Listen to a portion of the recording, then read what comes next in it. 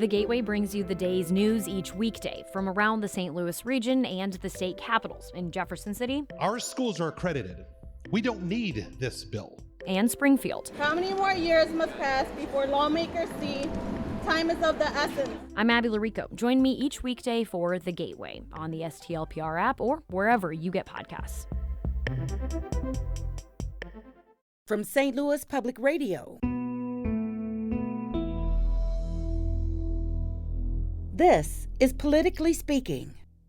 A report from the St. Louis Post-Dispatch revealed that thousands of Social Security numbers of Missouri school employees were vulnerable on pages of a state website. Though the paper alerted the state of the security risk, Governor Mike Parson is now going after the reporter and the Post-Dispatch, launching a criminal investigation of their actions. On this episode of Politically Speaking, I talked to Missouri Representative Ashley Aune about the security risk, Parson's reaction, and a cybersecurity commission bill that she helped create and pass during the 2021 legislative session, but has seen zero further action since Parson signed it into law back in July. Let's hit the music. This is the Politically Speaking podcast, the definitive show about Missouri politics. We have to talk about things that matter to people. I've tried to bring that same aggressive iconoclast style with me to the United States Senate. I think my district is a model for the state. We put Missourians first. You just kind of have to find the common ground with people. I believe that this district deserves someone who represents their values. After I came back to St. Louis, I started thinking that I could have a bigger role on the change that I wanted to make.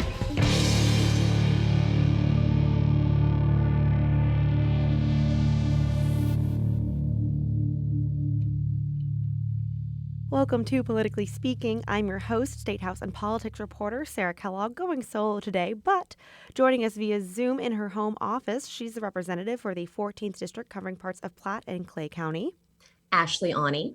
And Representative Aune, this is your first time on the show, so first of all, welcome. I hope I don't scare you from coming on the show in a future appearance. But for our listeners, I'd love to talk about you if you want to give a short bio, why you decided to get into politics, and talk about your district a bit.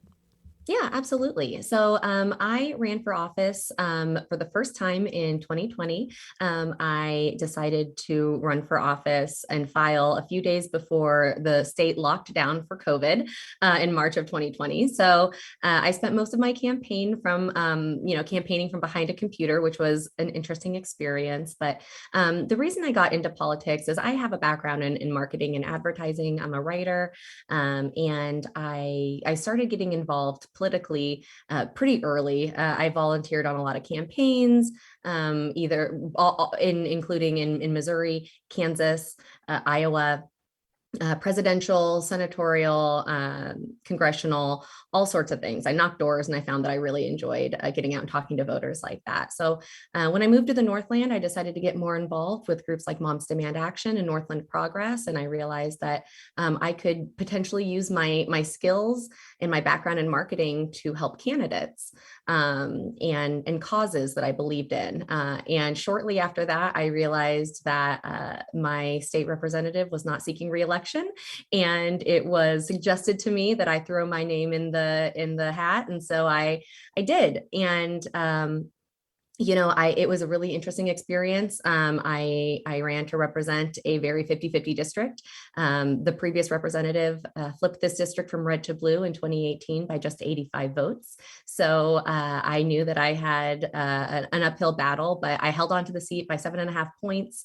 I really do believe that the demographics in the Northland of Kansas City are shifting very rapidly. In fact, the census data has showed us that. I have one of the largest growth percentages of all the districts in the state. So we grew by 25%, and redistricting should be interesting. And you have one session under your belt now. And, how was it? What are some general thoughts on being kind of, a newer member of the House? So I tell people a lot that this is the toughest, scariest, but most incredible job I've ever had. The challenges are enormous. but the rewards are also enormous.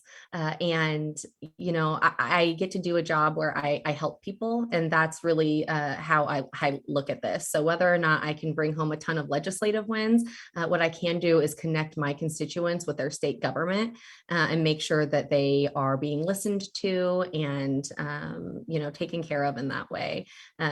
As a freshman in the super minority, I can tell you that being in the legislature is a really interesting experience. It's just nothing like I've ever experienced before. It's again, very challenging.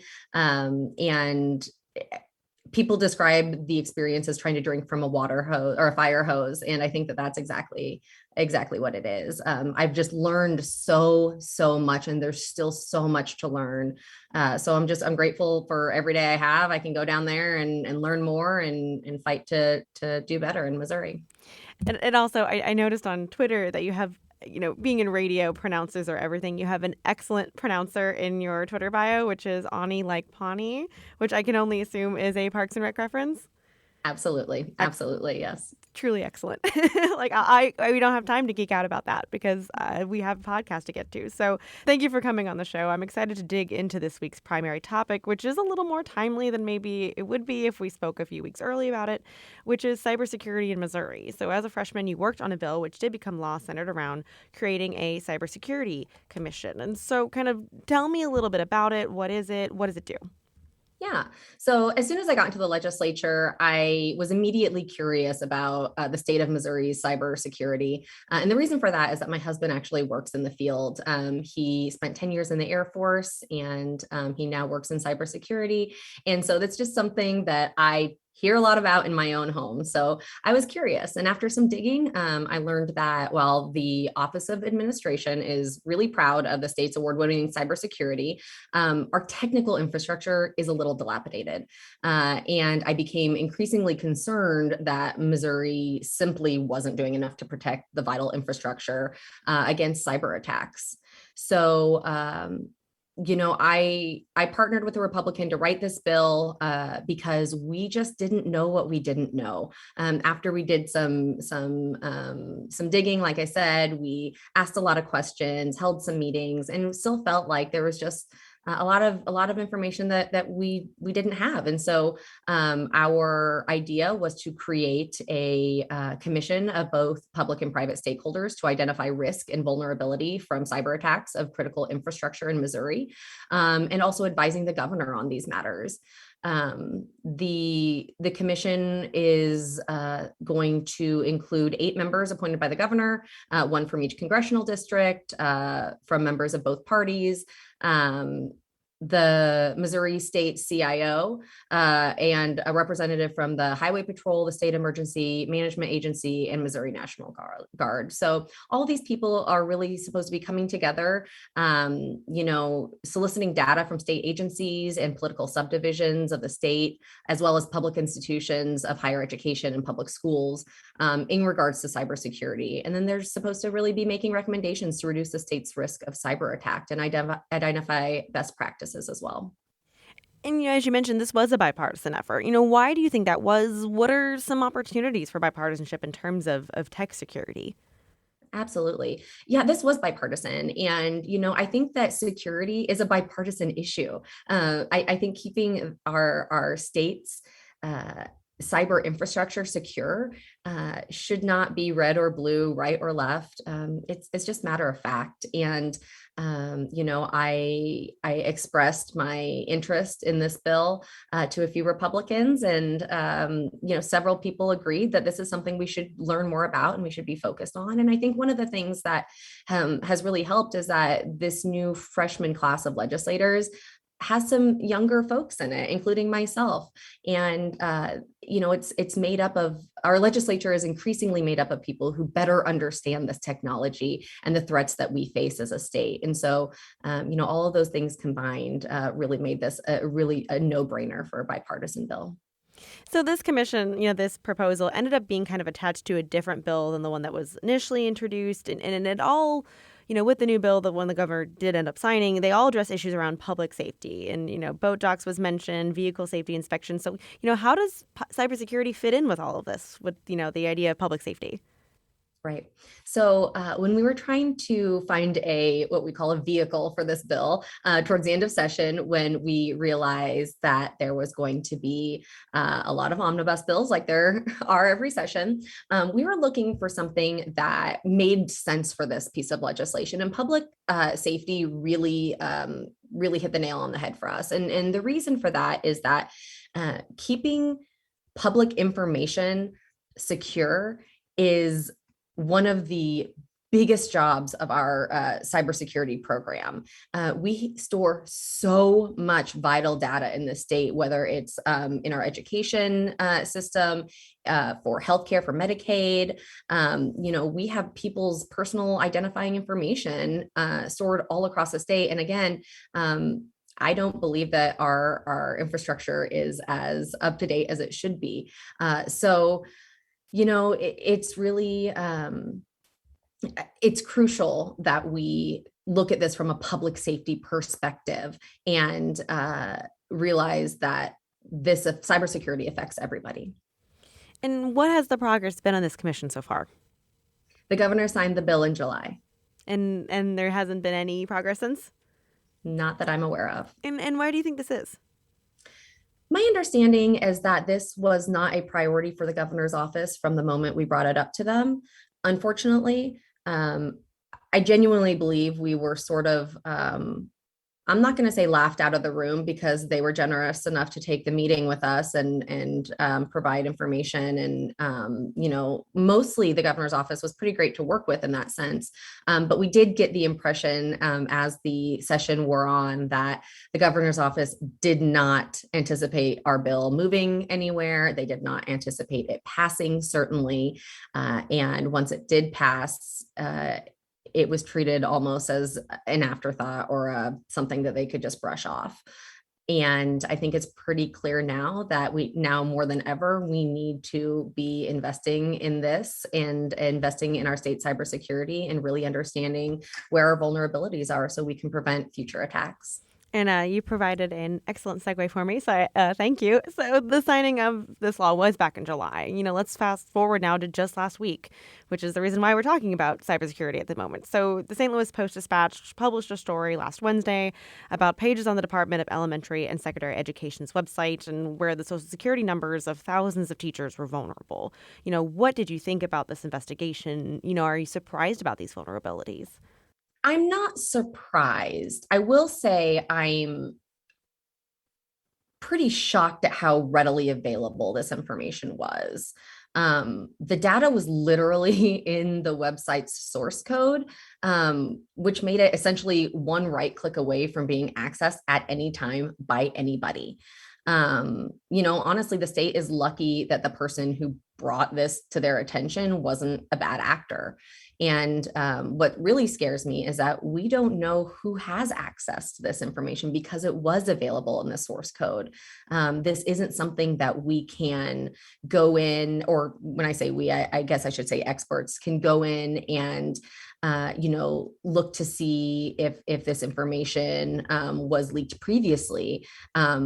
Truly, the state needs to treat it as if it was leaked. And frankly, they should be providing identity theft protection to everyone who has been harmed by this. Do you think this is an isolated incident, or would you be surprised if it was found out that other areas of Missouri's web infrastructure was vulnerable? I really hope it's an isolated incident. Would it surprise me if we found out other state agencies have vulnerabilities on their websites? Absolutely not. No. What I do hope is that the Cybersecurity Commission will be something that can identify those risks and advise the governor on how to avoid future risk. And, do you feel that internet services, internet security, is a priority in Missouri? What needs to change? Absolutely. I think it's an increasing priority across the country. A lot of people will speculate that the future of our nations fighting one another will be in the cyberspace. It won't necessarily be physical wars the way we have traditionally seen them. And I think that that's already happening. We've seen nation states and bad actors coming in, trying to mess with our elections, trying to mess with, infiltrate our social media and change the narrative around politics in our country.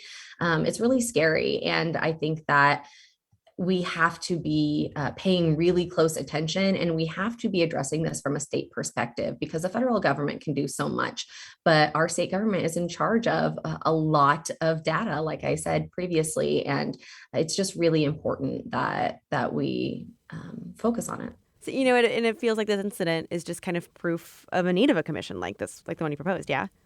Absolutely. I think that this is exhibit A of why we need this and why the governor should act quickly to fill the commission.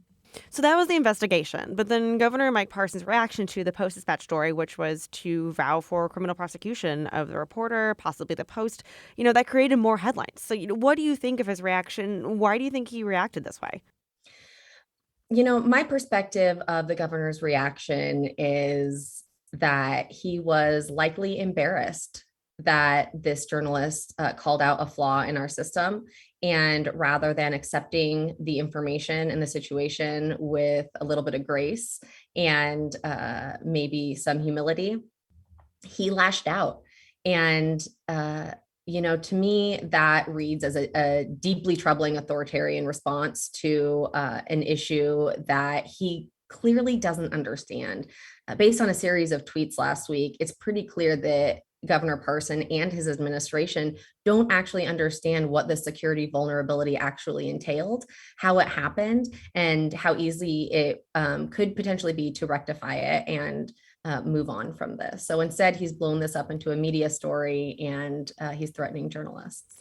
And how does this reaction reflect Missouri's preparedness on vulnerabilities like this? Unfortunately, things like this can often put a target on an organization's back. If vulnerabilities like this are found, I mean, who's to say that hackers aren't actually looking for more vulnerabilities in our state agencies right now based on this one incident? I certainly hope that's not the case. And I certainly hope that our state's cybersecurity is able to defend against any attacks that are coming our way right now. But it does set a precedent, and it makes me very concerned for the future of our cybersecurity. And what sort of precedent does this set for people who want to come forward with these proposed vulnerabilities? Does it set one? Will people decide just not to report any incidents they find if they see this is how the response is? Absolutely. I think that the governor's actions dissuade others from coming forward if they find troubling breaches in our security infrastructure. I'm concerned that not only did the governor lash out against this individual, but I'm not certain. I haven't heard anything about the administration notifying teachers ahead of time or providing any kind of identity theft protection for these individuals.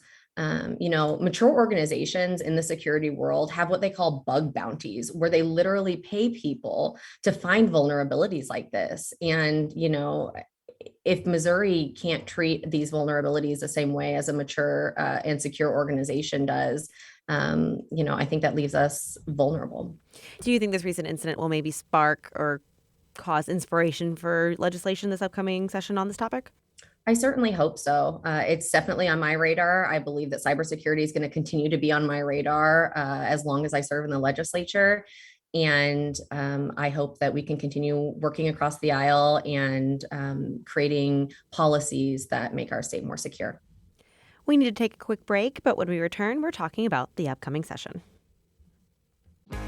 If you have a smart speaker, you have access to the entire world of NPR and St. Louis Public Radio.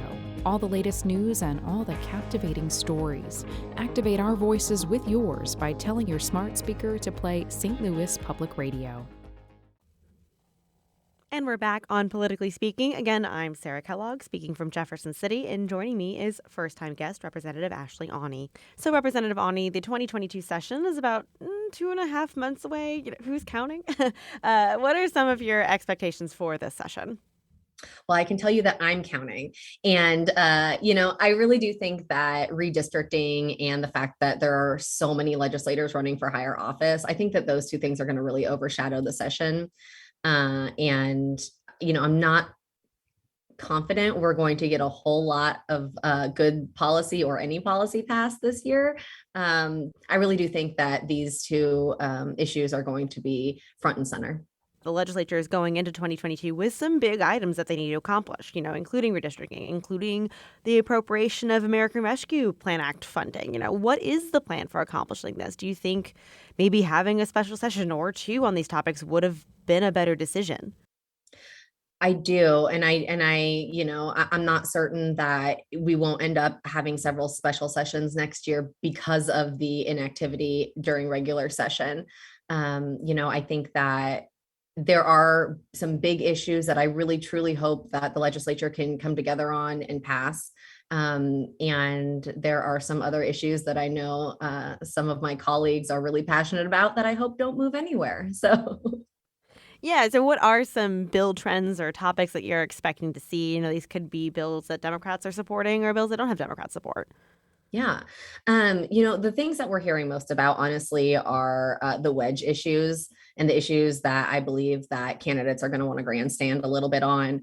Some of those include voting restrictions that they tried to pass last year, including voter ID and initiative petition reform, abortion access, trans issues. I anticipate, anti-vax and mask mandate legislation, as well as some critical race theory legislation as well, and legislation that affects funding for public schools. And kind of how do you expect those conversations to go? Do you see much success with some of those topics? I know they don't necessarily have Democratic support, but do you see a lot of success? Because some of them are still not a guarantee to pass. Right. Well, we've successfully, in this last session, we successfully defended against the voting legislation, the trans athlete bans, a lot of the, anti public school legislation that came down. So, I do have a lot of faith in our very small but mighty super minority in terms of our ability to push back on some of these bigger issues again in the session. But we'll see. It's not gonna be easy. And though Democrats are in the minority party, there have been times where the caucus has played a role in passing major legislation. The biggest one I can think of right now is the gas tax hike. Do you see that happening this session? And if so, where do you see this happening, maybe bill-wise? Yeah. I'm so proud that the Democrats helped with, making sure the gas tax passed. And in addition to that, PDMP got across the finish line with the help of Democrats this year as well. So, this upcoming session, I really hope our budget conversations end up a little bit more bipartisan than they did this year. And we're able to come to some consensus on where Missouri's dollars should be spent. I have heard some promising conversations during our veto session about appropriating funds for renewing the Missouri RX program, things like that. I genuinely believe that Missouri could use. And so, hopefully, whether it's in the budget process or it's other big ticket bipartisan issues, I'm hoping that we see some consensus in the legislature. What are some of your own priorities going into next session? What are you wanting to accomplish specifically, whether that be bill-wise or, just kind of either helping or delaying legislation? Yeah. So, like I said, I'll continue to focus on cybersecurity and our state's technical and critical infrastructure. No bills have been formulated yet, but it's definitely top of mind. One issue that I pushed pretty far in the legislature last year that I'm really proud of, and I'm going to take up again this year, is protecting parents with medical cannabis prescriptions from discrimination in family courts.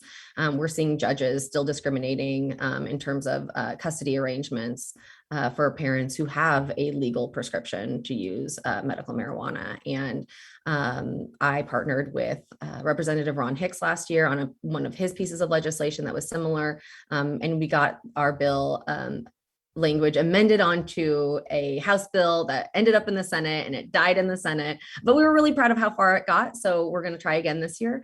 And then, I'm really passionate about ending gun violence in our state. And so I will continue pushing the legislature to recognize the gun violence problem we have in Missouri. And I have filed a bill, and I'll continue to file a bill to establish the Joint Committee on Gun Violence in our legislature. And, my other biggest priority in the legislature is making stuff less bad. So I love committee work. I love watching other people's committees, other committee hearings, and really understanding the legislation that's coming through our legislature so that I can work offline with the bill handlers to, maybe adjust some language or add a phrase or something that will make things less terrible, or maybe even a little bit better to help Missourians. In the commission that you managed to pass last year, that was a bipartisan effort. Do you see opportunities for bipartisan cooperation coming up, and kind of what would those topics be? Yeah, I absolutely do. I think that one of the things that is so difficult for Missourians, especially who are on my side of the aisle, is that when you read the headlines, when you look at social media, it would appear that we are more divided than ever in our legislature, and we are in some ways. But we're all still human beings who go to a building and work together for a common purpose. And we get to know each other, and we are able to form relationships and friendships. And from these friendships come policy ideas. And I really do think that there's a ton of opportunity. I think that, there are issues, especially with issues like that affect families and children. We passed a really fantastic piece of legislation that Representative Hannah Kelly championed early on last session that helped foster kids, things like that, where it's hard to argue the value in helping children. And I think that that's one of the biggest areas that the legislature can focus on. Well, thank you so much, Representative Aune, for coming on the podcast to talk about both this ongoing story of cybersecurity and for giving us just a little bit of a sneak peek for the session ahead. Politically Speaking is a product of St. Louis Public Radio, which is a part of the University of Missouri St. Louis. You can follow me on Twitter at Sarah K. Kellogg. Representative Aune, where can people find you where you want to be found on the World Wide Web? Yeah, absolutely.